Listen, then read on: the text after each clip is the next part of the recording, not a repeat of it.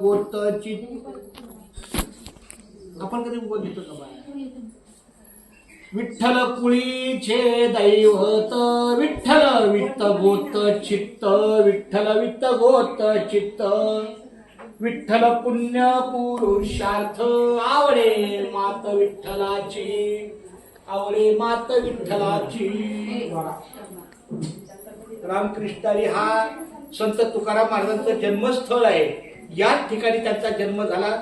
फक्त त्यांना 1608 ते 1649 म्हणजे 41 आयुष्य त्यांना मिळालं, 41 वर्षाचं.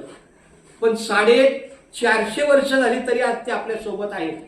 त्यांच्या फार मोठ्या अभंग गाथा, तुकाराम गाथा या लेखणीने, तुकारामाचा एक छोटासा अभंग आहे, तो मी बोलतो आणि या ठिकाणी माझा समारोप करतो. झाली गर्भाची रचना ठाऊक नाही दोघा जना, ठाऊक नाही दोघा जना. कोणी दिले हात पाय, कोणा म्हणती बाप माय, कोणा म्हणती बाप माय. तुझी आई होती तान्ही, तुझी आई होती तान्ही. कोठे होता शोधित प्राणी, कोठे होता शोधित प्राणी.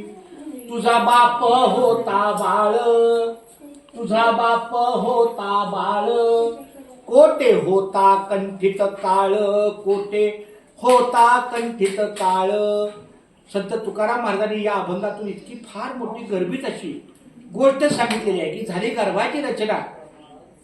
आईच्या उदरामध्ये गर्भ राहतो, पण आईलाही माहित नसतं की नेमकं तो कधी राहिला. सांगायला मी बाप आहे, पण मलाच माहित नाही माझं पोरगं कधी राहिलं. आपण त्याला हात नाही दिले, पाय नाही दिले. आईच्या पोटी आपण जन्म घेतला, पण आई जेव्हा बाळ होती तेव्हा आपण कुठे होतो? बापाचा आपण सुपुत्र आहे, रक्त आहे, पण बाप जेव्हा बाळ होता तेव्हा आपण कुठे होतो? या सगळ्या अनकलनीय गोष्टी आहेत. म्हणून तुकारामांनी शेवटच्या चरणात सांगितलंय, तुका म्हणणे आम्ही बाळे या विठूची लेकुरवाळे, या विठूची लेकुरवाळे. कोणी दिले हात पाय, कोणा म्हणती बाप माय, कोणा म्हणती बाप माय. विठ्ठला केशवा पांडुरंगा पंढरनाथा माय बापा. धन्यवाद.